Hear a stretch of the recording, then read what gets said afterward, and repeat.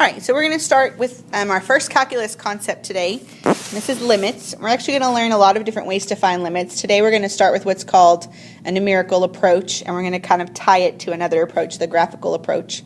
So this is the graph of this function. Whoops, got to turn on my pen first. Of this function here. Okay.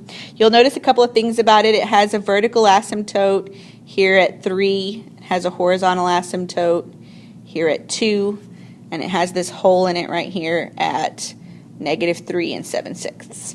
So we're going to make some statements that are true about this graph, and we're going to talk about them a couple of different ways. So the first thing we're going to look at is what happens as we go towards x on the negative and positive infinity, on the negative x-axis and the positive x-axis. So we're first going to look at what happens as x approaches negative infinity, and then we'll look at what happens as x approaches a positive infinity. And so what we're looking for is what's happening to the graph, basically what's happening to the y value on the graph. Okay, and the y value is like the height. So I'll look back up here at the graph. Negative infinity is this direction. Positive infinity is this direction. So as our graph goes towards negative infinity, it's approaching this horizontal asymptote. So it's approaching a y value of 2. And the same thing happens as our graph goes towards positive infinity. It's also going to get closer and closer to that horizontal asymptote. So that one would also be 2. So both of these are going to be 2. As x goes to negative infinity, f of x goes to 2. As x goes to positive infinity, f of x goes to 2. Now the way we write this using a limit is we say the limit as x approaches negative infinity. So LIM stands for limit. Underneath it, you write the x value that you're approaching, that you're getting closer to. Then you write the function that you're talking about. We'll call this one f of x, or we could actually write the function, write the function that represents it, and this would equal to 2. So the limit's going to be the y value that you approach when you approach this x value. So likewise, this one would be the limit as x approaches positive infinity of f of x, and it also, we saw, because of the horizontal asymptote, was equal to 2. Okay, so this is when you're approaching positive or negative infinity. You look at what the left end of the graph does and what the right end of the graph does. Now, if I look at the next couple of questions, they both ask me to approach an x value of -3. But this one says from the left. This one says from the right. Okay, so we're going to look at what that means, from the left and from the right, and how you write that in calculus notation. So if you look back up here, -3 is where the hole was. Oops. So -3 is where this hole is. So from the left means not going towards the left, but coming from the left on the graph towards this x value of -3. And what you're looking for is what y value are you going to get close to. So at -3, there actually is no y value. That's why there's a hole there. But as we get close to -3, we're getting closer and closer to the y value that represents the height of the hole. So this y value is going to be the limit as x approaches -3 from the left, because that's the y value that represents the height of that hole, and that's the height our graph is going to. Same thing when we come from the right. From the right towards the hole, we're approaching a height of 7/6. So let's look at how to write that. Okay, so -3 from the left was 7/6. And so we write the limit as x approaches -3 from the left of our function is 7/6. So from the left, you use this little negative exponent. It's like just a little negative sign. That means from the left. And then from the right, it was also 7/6. So the limit as x approaches -3 from the right. So from the right, we use a little positive sign, is 7/6. Okay, so now we're going to approach 3 from the left and right. Okay, so notice that 3 is where we have our vertical asymptote. So when we try to approach 3 from the left would be on, if we were traveling along this piece over here that's on the left side of the asymptote, and we're heading towards the asymptote.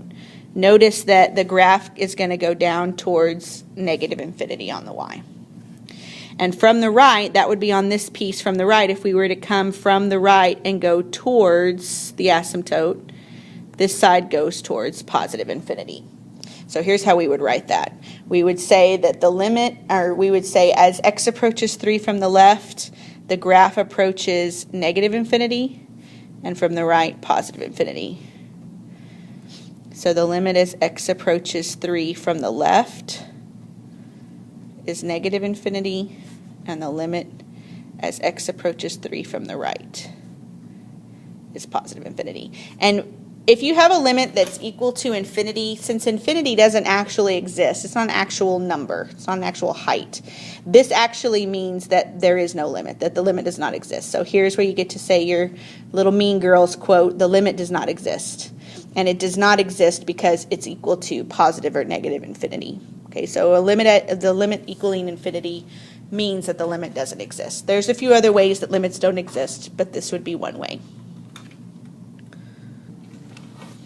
Okay, so now we're going to tie in our numerical analysis to what we just saw on the graph, and I think this will make things a little more clear. So we're looking at the same function, but now we're going to look at a table of values for the function, and we're going to go back and look at some of these limits that we already evaluated. So I used an online calculator called Desmos to graph this and look at a table. So I graphed the function, you can see its graph over here, and then I made a table. And so you can see that going up on the table, these numbers are getting smaller and smaller. They're going towards negative infinity. And going down on the table, the numbers are getting bigger and bigger. They're going towards positive infinity. So if you look at what happens to the y values as you move towards the outside, here in the middle, I'm starting off at like 1.9, then 1.95, then 1.99, then 1.995. So you can see that what's happening to the y values is they're getting closer and closer to 2. And the same thing happens when you go down on the table from 50. Okay, if you start at 50 and you go towards positive infinity, not negative infinity, towards positive infinity, right? That's what's happening to your x's. Your x's are getting bigger and bigger towards positive infinity. And so if you look at what happens to your y's, they're also approaching 2. And you can see that in the horizontal asymptote over here. That as your x's get smaller, your y's get closer to 2.